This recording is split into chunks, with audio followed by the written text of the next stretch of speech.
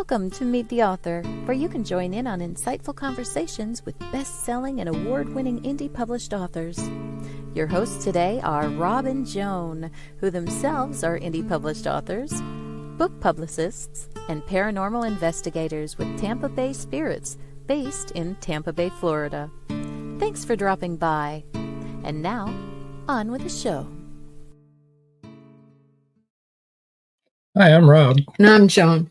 We're so glad you're in our audience tonight, whether you're listening to the audio or you're watching us live, or if you're watching the video later on. We're really glad that you decided to be in our audience. Absolutely. Chris Chrisman said, "Good evening, Rob and Joan." Hi, Chris. Welcome, Terri. She can hear you backstage. Well, she can hear me saying what you said. You knew what I meant, Chris. Joe Conchel said, "Good evening, Rob and Joan." Hi, Joe. Good evening, Joe. We're so glad that you're here. Good to see you guys. Yes. Well, Go ahead. do you want to talk about anything in particular? Well, actually, yeah, I wanted to tell everybody, and maybe I'll repeat it again later on in the show, but if you remember last June, we were asked to be at Tampa Bay Screams, which is like this... It's a horror convention. Yeah, it's like a horror convention where they show horror movies and all that kind of stuff. Like a Comic-Con, only it's a horror con. Yeah. But Steve Altier, whom you know has been on the show, is there. He has a booth there and stuff. And so Tampa Bay Spirits was asked to be there. And anyway, to make a long story longer, we are going to be at Tampa Bay Screams January 19th, and we will try to live stream. It's right here in Tampa. It's right here in Tampa, yeah. Paul Hollis says, "Hello, Rob and Joan." Hi, Paul. And Dave Murray says, Hi, kids. Hi. "Hi, kids, and welcome, Terri." Hi, Dave. Joe Consul says, "Love your festive sweater, Joan." Yeah, Yeah, isn't that great? it's beginning to look a lot like Christmas. It And I is. love penguins.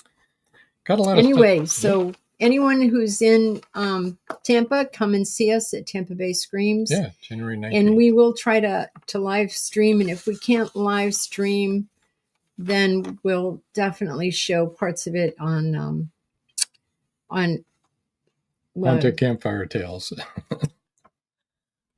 On our Haunted Campfire podcast. You guys know I can never remember the name of our other podcast. We need to change the name So of that. sad. Make it a little shorter. You know. Yeah, or I need to have a little sign. I've got a whole bunch of stuff to talk about tonight. Well, let's get to it. It won't take long. Next Saturday, this coming Saturday, episode Rewind is going to be Stephen Panis. And I think he wrote the book Walk On about his son. Yeah, that was... Yeah, definitely a difficult one. That'll be this Saturday, 5:30 p.m. right here where you're watching right now. You should be able to catch it. That's Eastern time in the U.S. Next Wednesday, we have a return guest. Pamela Nichols is going to be on 7 o'clock Eastern time. Again, right here where you're watching right now. And that'll be a live show. December 25th, of course, is Christmas night. We're not having a show, guys, so there won't be any show. Now, Magnolia Bluff Crime Chronicles news. First of all, out right now is Justified Homicide by Kelly Marshall. That's available. That's book 30. That came out in November. And available for pre-order now is The Bluebonnet Conspiracy by Jenks Schwartz. I just saw it on there today. It releases on December 20th. Then also what we've got going on is starting next Tuesday, December 17th, all of the Magnolia Bluff Crime Chronicle books will either be free or 99 cents. Actually, there'll only be one that's free, and that's Joe Congel's Second Chances. So it'll be free on Free Booksy. All the other books are going to be 99 cents in the series. So if you haven't bought any yet, or you want to get caught up on the ones that you've missed, now is a great time to do it, starting Tuesday I think it runs for 5 days.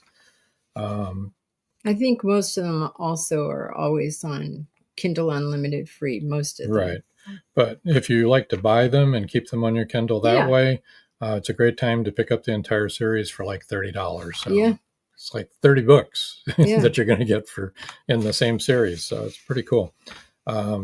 Also, I want to make sure everybody knows you can gift books on Amazon. You can gift it to the reader in your life on Amazon. On the right side of the screen, when you go to a book that you want to buy, just underneath where you normally would pay, there's a box that says buy for others and give as a gift and a few other things. But all you have to do is click on that box and it'll give you the opportunity to gift somebody a book or lots of books. Pipstones Publishing says, hello. Hello. Hello. Pipstones. Welcome to the show. Welcome to the audience anyway. And Chris Chrisman says, hello, everyone. And Robert White says, White, hi. Hi, Robert. Down under. Down under. How are you From doing, Australia. Robert? He's an Aussie farmer. Pipstones Publishing says, I've been wanting to see your podcast for a while. Glad I was able to see this tonight. Well, we are glad you are too. You can always watch any of the podcasts on our YouTube, which is Meet the Author Podcast. At Meet the Author Podcast. At Meet the Author Podcast. Right. That's what you got to put in there when you're searching. But they're all there. So you can watch any of them. And we have had many wonderful authors on with many wonderful books. Right.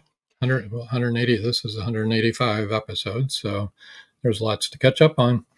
So shall we get started? Yes. Meet another wonderful author. Most definitely. And here we go. Hi, Terri. Hi, Terri. Hi. How are you doing tonight? I'm great. How are you? We're really good. We're really glad that you could be on the show. Well, I'm so glad to be here. Thank you so much for inviting me. You're welcome. So, why don't you tell us a little bit about yourself, Terri, when you started to write, how long you've wanted to write, all of those good things that everybody wants to know about authors. Alrighty. Well, I've been writing for more than 6 decades. When I wrote my first story when I was 5 years, that I can remember, I was 5 years old, sitting at my babysitter's kitchen table, and I still remember it. I wrote a story about a little boy who got a puppy for his birthday. And I even drew pictures. I illustrated it. I don't draw very well, but I think my writing has improved over the years. But I was always a writer. I was always the kid in school who, instead of paying attention in math class, I was writing stories in my notebooks. Uh-oh. Yeah, but I still managed to get good grades because I knew I had to. But I've been writing my whole life. Then when I went to college, I'm a very practical person, and I knew that I was going to have to pay my bills and put myself through college, and I was going to need a career to pay back those student loans. So, some people have asked me, well, did you decide to be an author early on? I was like, no, I was always a writer, but I knew I needed a job to pay my bills because when I was in my 20s, I didn't think that being an author was something that you could really do. So I became an English teacher instead. But I've been writing always. Oh, I'm sure that probably helped your writing, though, to be a teacher, to learn all that stuff. You had to be a teacher, right? Yeah, and to teach literature and writing was great training. It helped me improve my own writing so much to, read the classics and teach the classics. And I think it's like the best training an author could have. Yeah, I think reading the classics is something that people really aren't taught anymore. I don't think, not like we did, but we all had to back in the day. It is great training, not only to teach it, but to read all of those great classics. Yes. Yeah, everybody should. Yeah. And even like Agatha Christie and Sir Arthur Conan Doyle and, and I remember early on, I liked the G.K. Chesterton and I'm trying to think of who else would really influence me early on. I liked a lot of sci-fi writers. I don't write sci-fi, but I certainly did like reading sci-fi. I'm the same way. Yes, I loved Ray Bradbury, Isaac Asimov, so many great sci-fi writers. Yeah, I love it too. I don't think I could write it, but I love to read it. I love Isaac Asimov, and one of our daughters was born on his birthday, and I always say I Oh. did that on purpose. But I actually took one of his, well, I went to one of his lecture halls. It was a course that he taught at Boston University, and it was, there were 800 of us in the lecture hall. So, but just because it was Isaac Asimov, not for Right. any interest in what he was teaching, actually. And he wasn't teaching literature. He was teaching science. He was a scientist. Yeah. Mhm. That's why he wrote science fiction. Right. And that's why he wrote it so well, too. I thought he the laws of the robot that comes from Isaac Asimov. Do no harm. It's amazing. Anyway, we digress. What drew you to the genre that you decided on? Well, I've written everything except science. Well, I've dabbled actually in some science fiction, probably not very well, but I've written so many different genres. But when Gone Girl came out and I read that, I just thought, writing mysteries with lots of twists, I thought that would be so much fun. So I started kind of veering in that direction and writing thrillers, mysteries with twists, and I thought this is what I'm going to do. This is where I'm going to actually pursue being an author with in that genre. Well, I know your latest book is called, you want to show Watch Your Back. Yeah. Watch Your Back. Mm-hmm. Yep. And that will be out when? Christmas Eve. Christmas Eve. And Yeah. we have a copy of it. We got an advanced reader copy, so which Terri was kind enough to send to us. Mm-hmm. Here's your first book is All the Dark Places and What Waits in the Woods. And then the latest one is Watch Your Back. Yes. So I don't think, anything says thriller better than the titles that you've decided to choose. All the Dark Places. Okay, scary already, right? What Waits in the Woods. Don't want to go in the woods. Who isn't afraid about the woods? I mean, they've got bears in there and stuff. Right.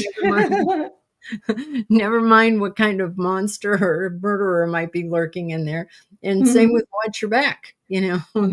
That's scary.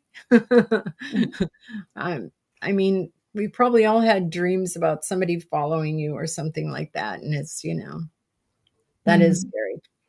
So would you like to tell us a little bit about Watch Your Back? And then we can go back over the other ones, but without giving any spoilers. Well, I have a detective who is in all three books, and they're all set in a small fictional town called Graybridge, Massachusetts, which is a little bit outside of Boston. Just an area that I love, and I'm a big history nerd, so I like to spend time in Boston and doing genealogy research and just historical research and things. Not that my books are historical, they're not, they're contemporary, but I just love the area. And anyway, in the third book, in Watch Your Back, it's about a young couple. The wife is a psychiatrist, and the husband works at a car collision shop. They've only been married about a year and a half, but I was kind of inspired to write it because, as you know, if you have adult children, how difficult it is today to keep career, home, and family together. And in Watch Your Back, my protagonist, Eve, is working 60 and more hours a week. She's worn out. She has no time for her husband, and they have a baby girl who wasn't planned, but very much loved, but their lives are really stressful and the marriage is suffering because of that. And then, just to make matters worse, because that's what happens in a thriller, someone has decided to ruin their lives. Someone has decided, and that's the whole idea of watch your back. And Eve and Nathan cannot figure out who is doing this to them and why. And that's kind of how the plot unfolds, is my detective is trying to figure out who is trying to cause them harm, or maybe one of them is involved. Okay. And you said she's a psychiatrist? Yes. Okay. So that's interesting. So it might be one of her. Does she do therapy? Does she have patients? Yes. She works in a psychiatric hospital where she has some inpatients and some outpatients. Oh, well, so then, it could be one of her patients. I'm sure that comes into play. We have a couple of comments here. Joe Conjal says, "Hi, Terri. I see that you're with Kensington. Did you approach them with an agent when you queried them, or without?" I think he meant without or with an agent. Yeah, with or without an agent. Actually, I got an agent first, and she approached Kensington with a manuscript that I wrote. And they accepted you right away? That's actually the first manuscript that she sent to them, they rejected. And so I went back to work and I wrote another one, which became All the Dark Places. And they made me an offer, as they wanted All the Dark Places. Oh, well, that was relatively easy, honestly, just one rejection. Yeah, and then the second one, did they give you an idea of what they were looking for? And did you base the work around that? Well, and it did take me 2 years to get an agent. So, and she shopped my the first manuscript that I gave her, she shopped that around a while, and then before she got to Kensington. But anyway, yeah, when Kensington rejected the first one, the editor said that he thought his words were, it was too quiet. And I thought, well, yeah, I guess a thriller shouldn't be too quiet. So when I wrote All the Dark Places, I made sure to keep the suspense really ramped up, and he liked that one. Oh, good. And Pipstones Publishing says, your book sounds intriguing. Yeah, they do. They all sound intriguing. And of course, they're speaking about wrong place. I'll get there in a minute. Well, I appreciate them saying that. Watch your back. Very much. Yeah. Yeah. That is a nice thing to say. It does sound intriguing. It's not easy. It's not easy to get published. And you were lucky to get an agent even. And you said you sent out a lot of queries to 92. Just an agent, right? Oh, 92 queries. That is a lot. Yep. That really is a lot. I retired from teaching, and I told my husband, because we still had 2 kids in college, I told him that I was going to work very hard at this. And if it didn't work out, I'd probably have gone back to work. But so I approached it like a job. I, sat at my computer first thing in the morning, and I researched agents and, perfected my query letter. And I really worked at it. And it took 92 queries, because you don't, at least my experience was that about half of those, you won't hear anything back. They just kind of disappear. Even when the agent says that they're looking for authors, they're looking for a particular genre and whatever, you still may not hear anything. And of the ones you hear back, a lot of those are just no's right off the bat. Then some will request a partial or a full manuscript, and then it can be no again. So it was a job just to get my agent, and I worked pretty hard at it. But and I think though that there's some luck involved. hitting the right agent on the right day at the right moment. I think luck goes a long way in this. With the right ideas too. I mean, you got to have the right Yep. product. Yeah. And you have to have a thick skin. Oh, yeah. Well, the right. No, don't be afraid of rejection. Well, I think whatever kind of artist you are, whether you write books or you paint or you do graphic arts, or you're a dancer or a singer or whatever kind of creative person that you are, I think you should have a thick skin. You should not get disillusioned easily, because not everybody likes everything, and that's okay. That's right.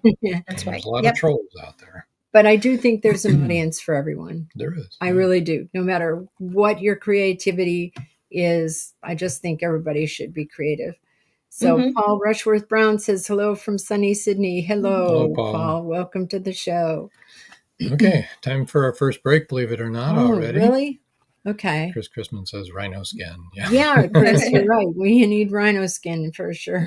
Right. Okay, we're going to take our first commercial break. Everybody stay tuned. We've got a lot to talk about. We'll be right back. This novel, set against the backdrop of the English Civil War, explores love and survival amidst the chaos of war. It combines historical events with personal narratives, highlighting the impact of conflict on individuals and families. England, 1642.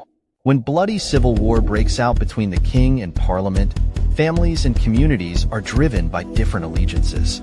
Red Winter Journey is a sweeping tale of adventure and loss, sacrifice and love, with a unique and unforgettable story of a mother's love for her son at its heart. A historic journey of twists, turns, and a dash of spirited passion. I finished reading the book a couple of days ago. It was a great read. The plot was indeed compelling, and I loved the conclusion. What I particularly enjoy in Paul's novels is his vivid recounting of historical details as to the social and cultural sides at the time. His characters are very likable and relatable. It's 1919, and Eric Laska returns from the war in Europe. Two new enemies await him in the small, coal mining town he calls home. One is a threat to his relationship with Rebecca, the love of his life. The other, a bloodthirsty beast, is stalking the mining town residents. The townspeople suspect Eric of one of the killings. An old man and Rebecca's 11-year-old sister have seen the beast, but only Eric believes their story. To protect the town and clear his name, he's forced to prove the werewolf exists. Available on Amazon. The Horror Within by Marjorie Swift Doring.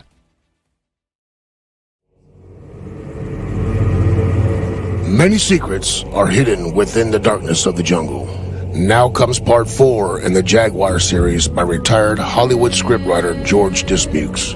In this saga, Brandon, Andrea, and Naja, the Black Jaguar, go deep into the Mato Grosso jungle on a mission to rescue 2 kidnapped children.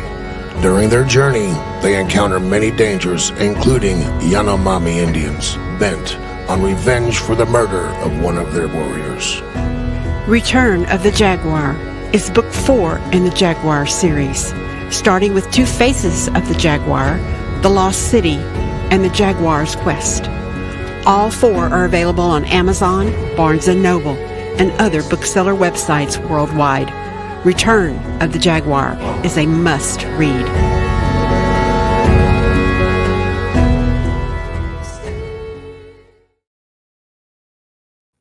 And we're back. Indeed we are. And we have a comment. Let's see. George Dismukes. George. Egads just walked into the house. Sorry, that's okay. No problem. One of your commercials was just on, George.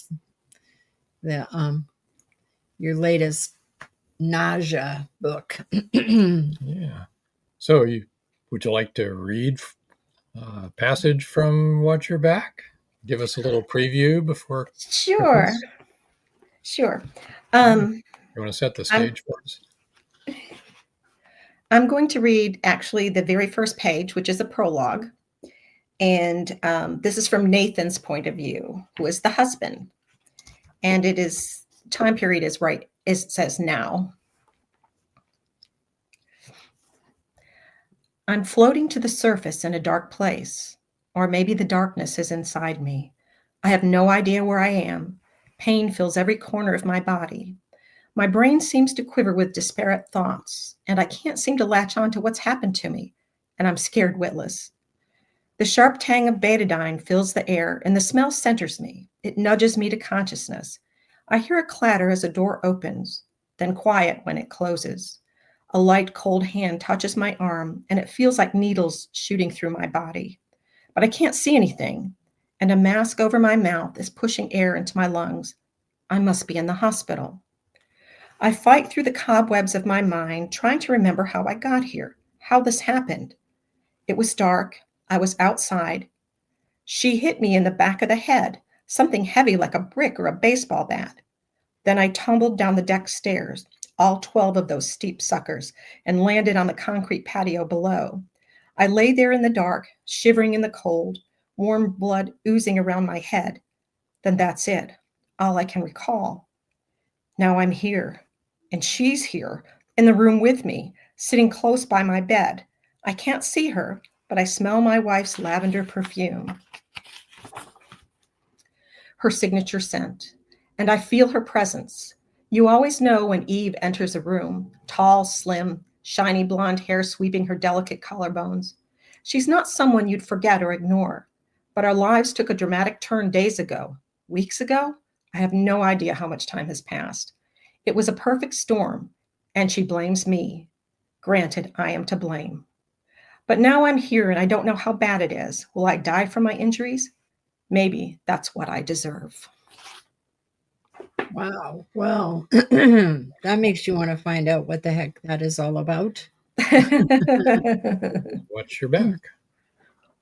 Yes. Well, I wonder if you could tell us a little bit about your detective, Okay. And then maybe a little bit about, first of all the dark places, and then what waits in the woods, without any spoilers.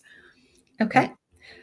When I set out to write the first thriller, All the Dark Places, I wanted to have a detective who, would kind of be the focus, but sort of kind of share the limelight with another protagonist, which would change with each book. But anyway, my detective is, her name is Rita Myers, and she's 60 years old. And that was important to me, that I had a detective who was an older woman. When I started writing Rita, she and I were the same age, but I've gone past her now. But I thought that, we really could use a detective, a woman who was 60 or older, who was not a caricature, who was not, somebody who was the butt of jokes, who was strong and vital and attractive and still living her best life. So that's how I came up with Rita Myers. And again, as she was, all those things were really important to me. And I've had a lot of good feedback from readers who really have enjoyed her, because she kind of says what's on her mind.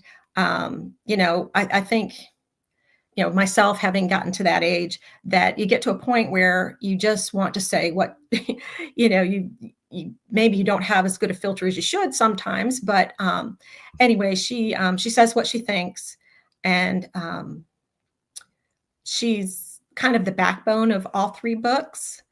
And she also, her story unfolds through all three books as well. She has her own character arc, and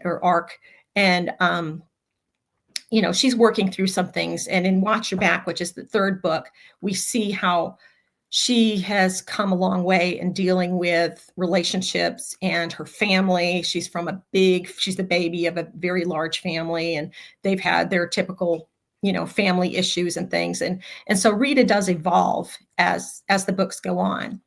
That's great. It is. That's really good. Let me read that idea. Let me read some of the comments for you. Paul Hollis said that was very compelling. I'm hooked. You're reading. And Pipstone's Publishing applauded. And George Dismuke said, I've been through part of that back during my drinking days as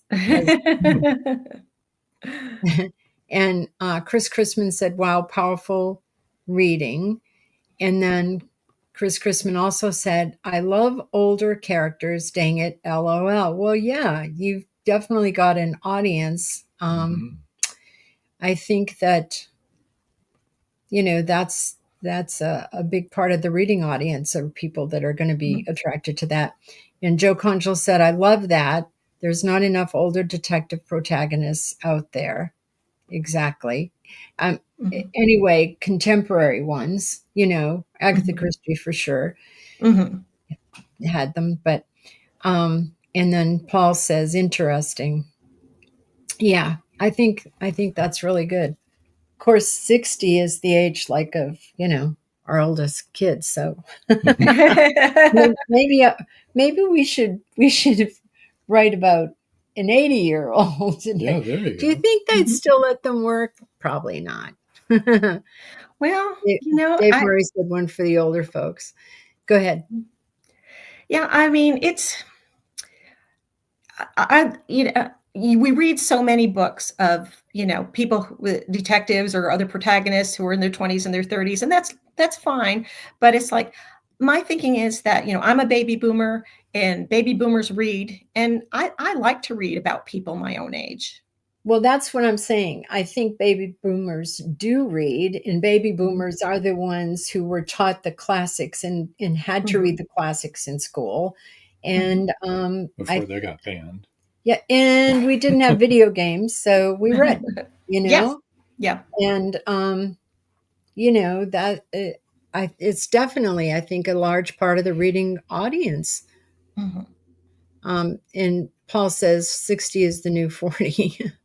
Absolutely. It actually is. I think it is, And yeah, and in each of my books too, I have the kind of the other protagonist. You have Rita, who's investigating these crimes, and then you have another really kind of a main character. And those characters are, if you start with All the Dark Places, Molly Bradley is in her 30s. So, I think that there's a character for everybody to relate to.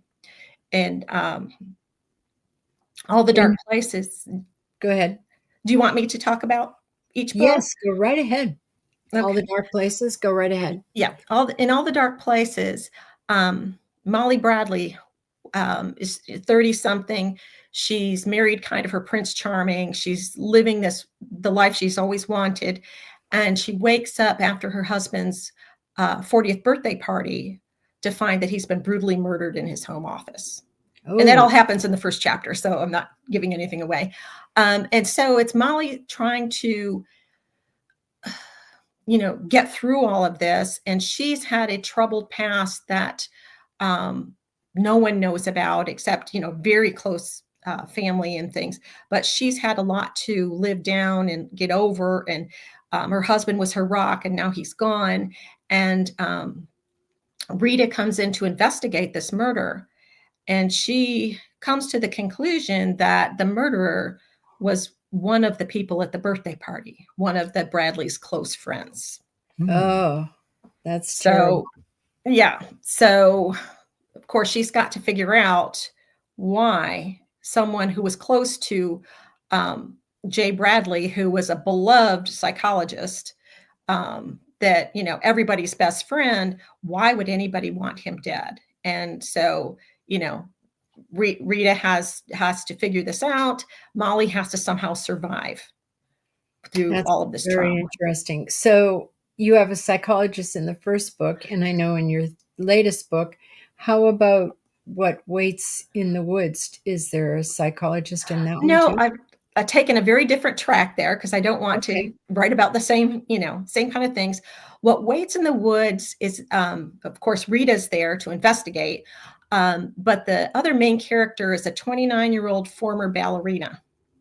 I got to indulge my love of ballet. I watched a lot of ballet videos for research and enjoyed that very much. But I've always loved ballet. And so this book allowed me to explore that world a little bit. And Esme, who is the ballerina, she has her career has ended at the age of 29 because of an injury that sometimes happens to ballet dancers. And her career is over. She's broke. She's kind of has family problems, so she hasn't been home to stay really in years, but she has nowhere to go. She has, she breaks up with her boyfriend. She's been fired from the ballet company. She goes home because she has really nowhere else to go. So she goes back home only to discover, as she pulls into her driveway, that there are cop cars all over around her dad's house, and there's been a murder in her backyard, in her dad's backyard. Wow. And so that book, What Waits in the Woods, was kind of like my dipping into the arts a little bit, because there's a character who is a costume designer who happens to live in that same neighborhood, and there are different things that are going on, but I got to get into the arts a little bit with that book. Yeah, that sounds like fun. And of course, you do have your detective running through all three of these books. Mm-hmm. Yeah. And will she have a fourth book? Well, right now I'm working on book number 4, and she will not be in that book. We're giving her a rest. We're letting her recharge. This book is also a domestic thriller, but it is not going to rely so much on the police procedural side of things. It's more on the protagonist dealing with family issues and a murder in their midst. And I'm giving Rita a rest, but she's definitely not gone. Well, good, because I think people probably love her.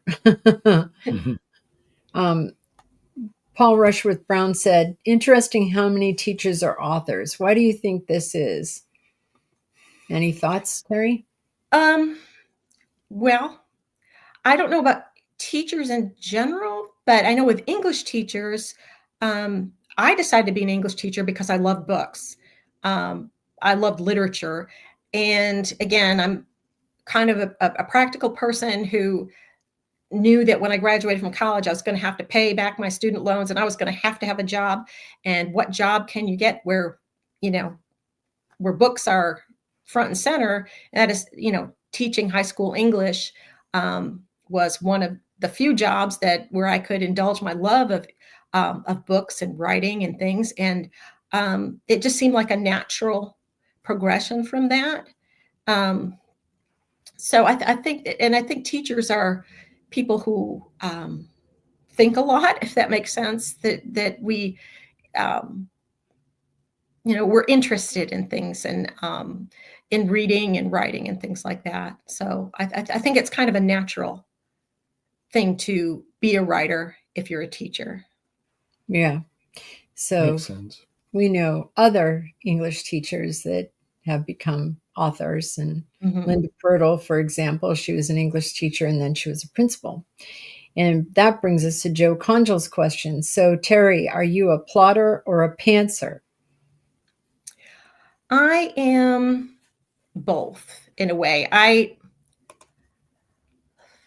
always have kind of a beginning, middle, and end. I have a very loose outline. So I'm kind of in the middle. I know I'm not a complete pantser, because I wouldn't know where to go. But I don't always follow my outline, and I'm not real. I know there are authors who do, very in-depth outlines where they've got Post-it notes and they've got, all kinds of details filled in. And I don't have the discipline to do that. I like to be able to sit in front of my keyboard and kind of let the story and the characters go where they will within a framework. Yeah. So kind of a hybrid. Now, Linda, as I mentioned, is the English teacher, principal, now author. She's definitely a plotter. So, and Yeah. So all the outlines that you learned in school when you were taking English, she does. She does that. all that stuff. And she does. And we know other authors too that have all the, post-it notes all over their boards. And yeah, Yeah. I couldn't. I don't have the discipline to do that. And it would be too anxiety producing to, Yeah. it would fill me with anxiety to have to be that detailed and to think about that before I actually did my writing.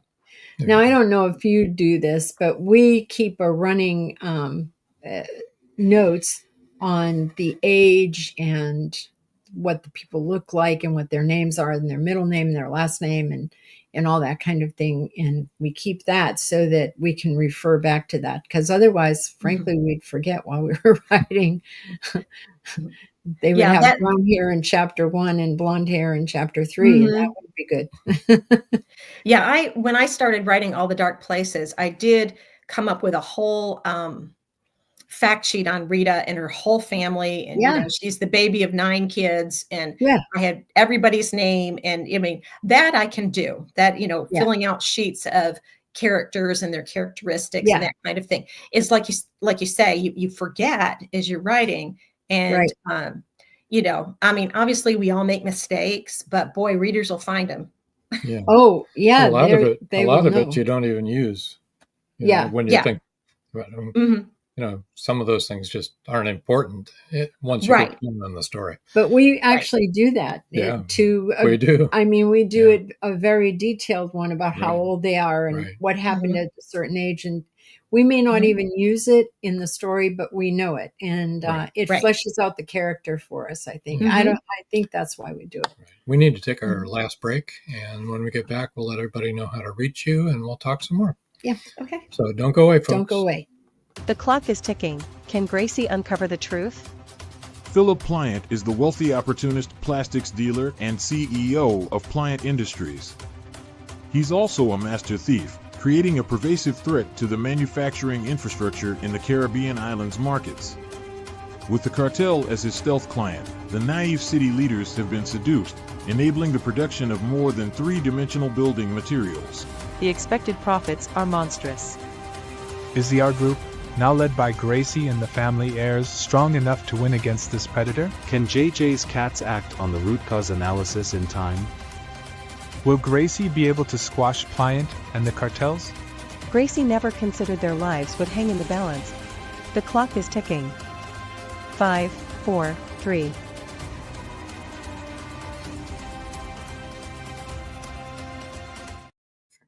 Have you wanted to publish your story? Have you thought about self-publishing?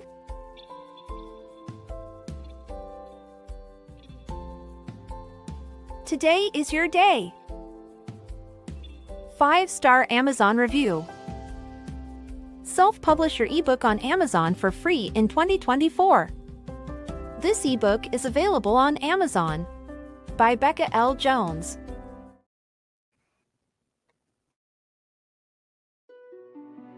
Paradise, my prison. Charlie Flint awakens from a deep sleep and finds himself alone on a tropical beach surrounded by a palm tree jungle and exotic animals. He cannot remember who he is or anything about his life.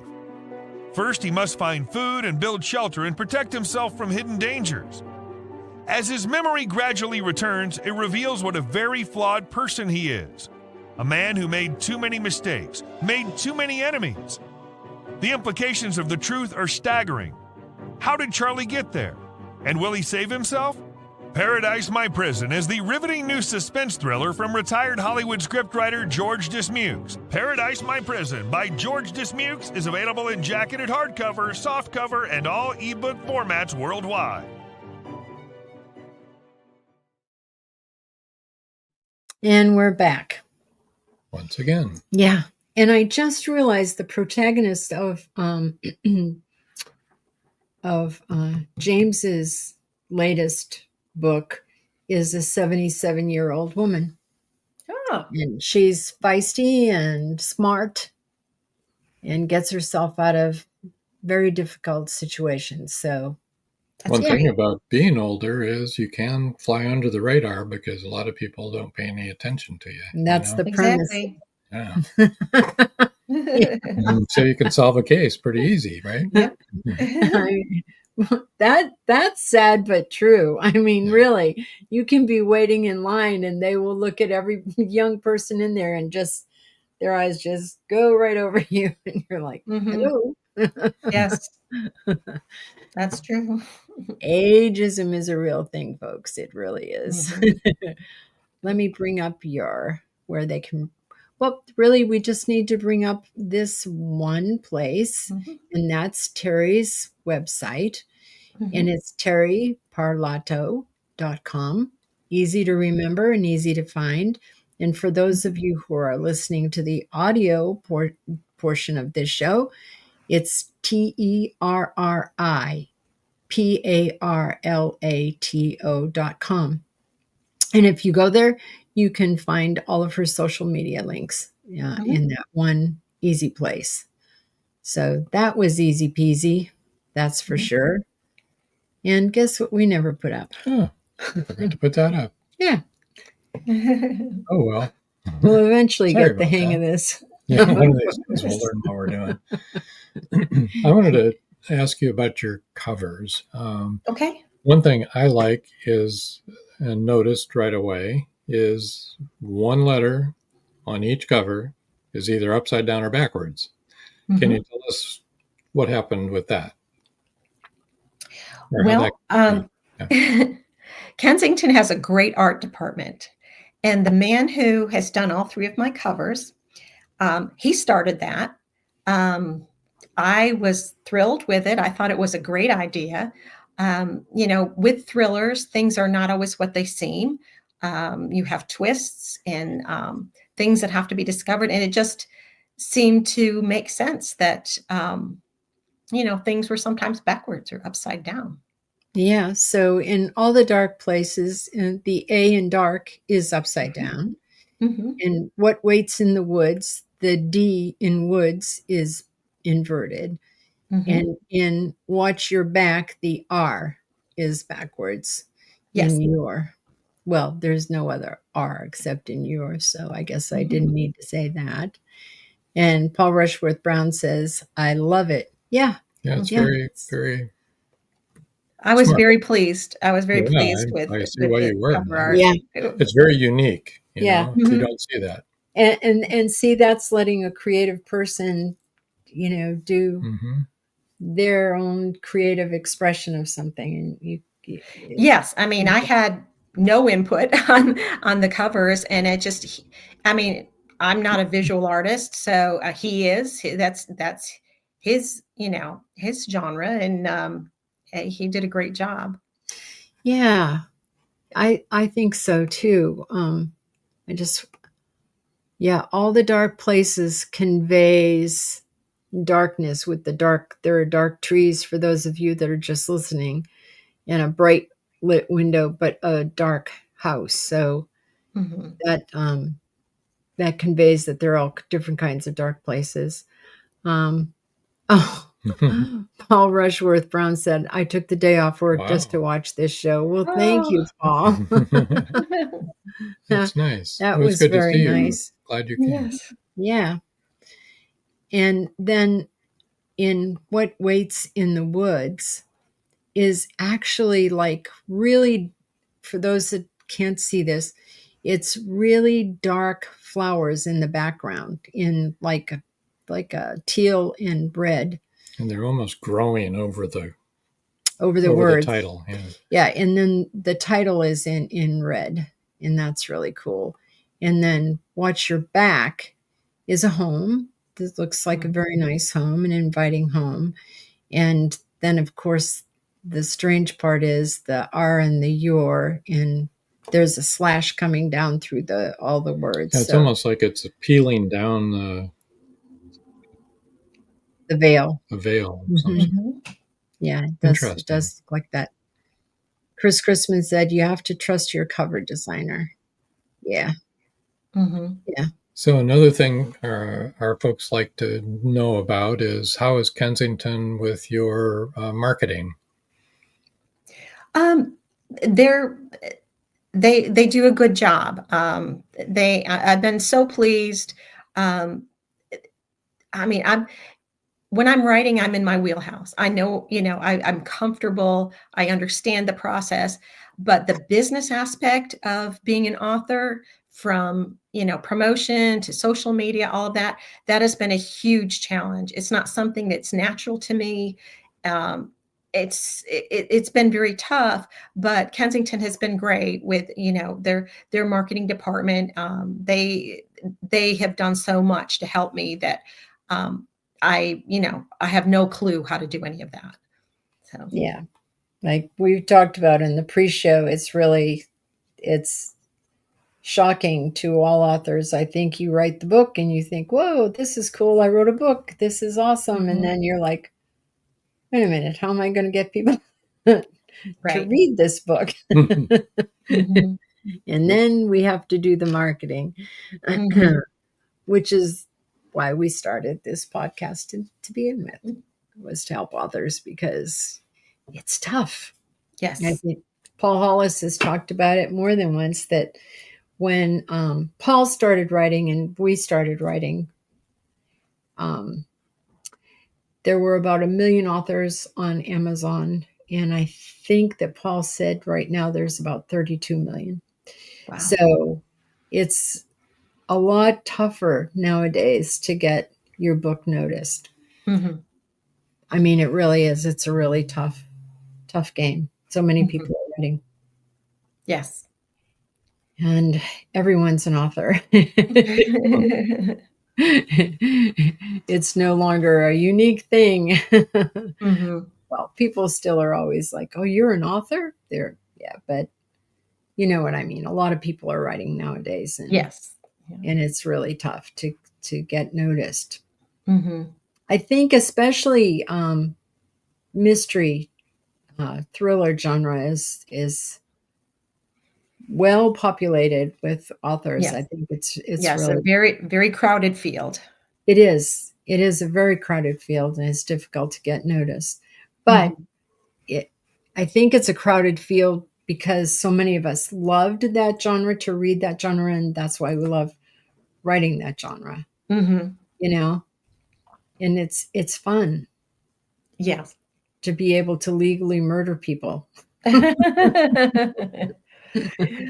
Yeah, it's I mean, I love the mystery, the putting together the pieces to, lead the reader to, sometimes down a blind alley, but lead them eventually to a satisfying conclusion. And it's, leaving the breadcrumbs without giving the game away too early. It's a bit of a challenge, but it's a fun challenge. Yeah, yeah, it is. In reading a mystery, that's the fun part of the mystery. See if you can Mhm. figure it out. Right. I mean, I think it is for most readers. They want to figure it out. Mhm. You touched on a little bit on your next book. Do you have a working title yet? And when might we expect it to be coming out? Don't have a title yet, and again, titles are hard for me, and luckily, people at Kensington are good at helping with that. It doesn't have a title yet, but it is going to be published, they think, in March of 2026. Whoa. Okay. So yeah, I've got a little while before the next one comes out. There you go. But I'm kind of thrilled that it won't be at Christmas time again, because Yeah. all 3 of my books have released right at Christmas. And it's just such a busy time of year, and I think people are busy. And so I think March will be wonderful. Yeah. Yeah. Yeah, I agree with When you. you I first think think that's of better. it, it's, hey, that'd be a great idea. People will be buying presents and stuff. No, I don't think so. Hasn't Yeah. been our experience. No, we sell more books at other times of the year than we Yeah. do at Mhm. Christmas, Mhm. which I thought that too. I thought that would be a great time to publish, but yeah, maybe not so much.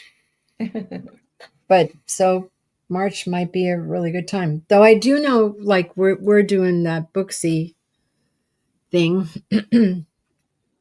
for Christmas. The sale. Yeah. We're doing the sale for Christmas. And people do buy books for people. We just bought one of our grandsons a book for Christmas. I just from Amazon, and it just came here. And we usually try to buy our grandkids books. I don't know why. Might have something to do with that we're authors. Right. Yeah, I try to buy books too, and yeah, they do make great gifts. Oh, they do. They do. And there's so many, like I just said, 32 million books, titles you can choose from. You can find just about anything, So your next book will then be another thriller, but yes. not with your detective. No, Rita's going to take a break. I'm a little afraid of, I've created her books all take place in a fictional small town. And I don't want her little town to become the murder capital of the world either. So, so I think we're going to give Rita a little bit of a break, but I definitely, will have her back. Well, that's really funny because Joe Conjal, who's been commenting on here, and we are part of a series that takes place in a little town in Texas called Magnolia Bluff. And it is the murder capital. And I think quickly becoming the paranormal capital of the country. So, because we all write about the same town. It's all different authors, but we all write about the same town. And, we've just killed a whole lot of people. People still come there and visit there. I don't know why, because and the college is quickly becoming a very scary place to go to college too. So. Well, colleges make good settings for murder mysteries. Yes. One of our authors, his protagonist is a college professor. Oh, actually, he's a psychoanalyst.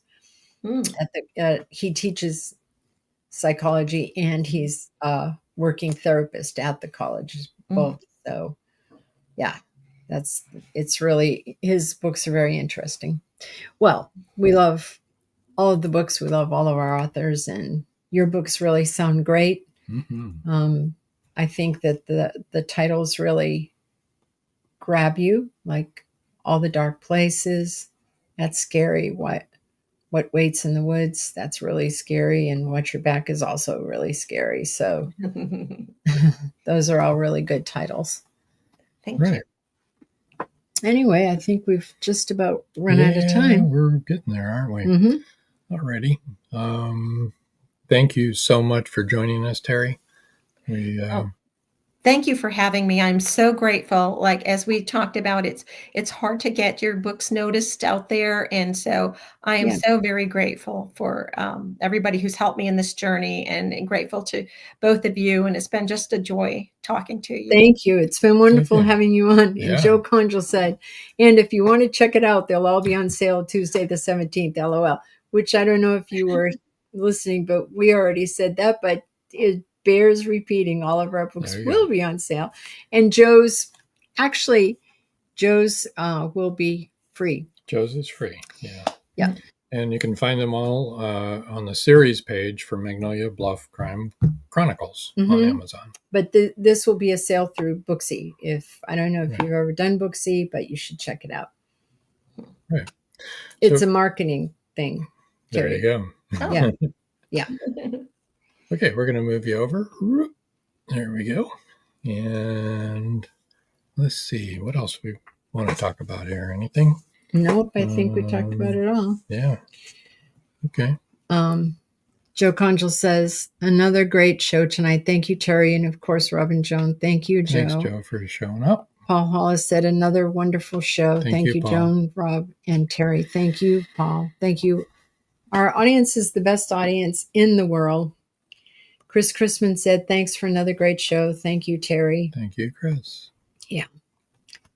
You guys make the show. The authors and the audience make the show. That's right. You are all the best. Paul Rushworth Brown said, love you, Rob and Joan. We love you too, Paul. Yeah, thanks for taking the day off. That was really nice. Yeah. Now you can go back to work, young man. Mm-hmm. Yeah. Pipstone's Publishing said, thanks love for joining this. us. Thank you for joining us. Joan. Yeah, well, I instead knew of you. Joan B. Yeah, I knew you Joan, and Joan. It's a silent I always B. add that B in too when I'm texting. But when you say it, it's a silent B, right? Yeah. There you go. Alrighty. So I guess until next time. That's all, folks. Night, guys. Good. Live every Wednesday, your Voice of Indie hosts Beam Weeks and Stephen Gees welcome authors, musicians, publishing industry pros, artists, and assorted creative guests for an exciting interactive hour. Call in during the show or post questions and comments on Twitter for responses in real time. Meet your favorite indie creators, learn inside tips, network, and promote your work. The link for each week's show is pinned on Twitter atop @VoiceOfIndie. And you can receive the link every Wednesday morning in your inbox by subscribing to our newsletter at freshinkgroup.com. Check out Voice of Indie every Wednesday on Blog Talk Radio and catch hundreds of episodes archived everywhere from our websites to our YouTube channel and Spotify. Thank you for joining us here on Meet the Author. Make sure you stay up to date with our show by clicking like, follow, and share. And you can find us on Spotify, iTunes, and more. See you next time on WLFE-DB.com.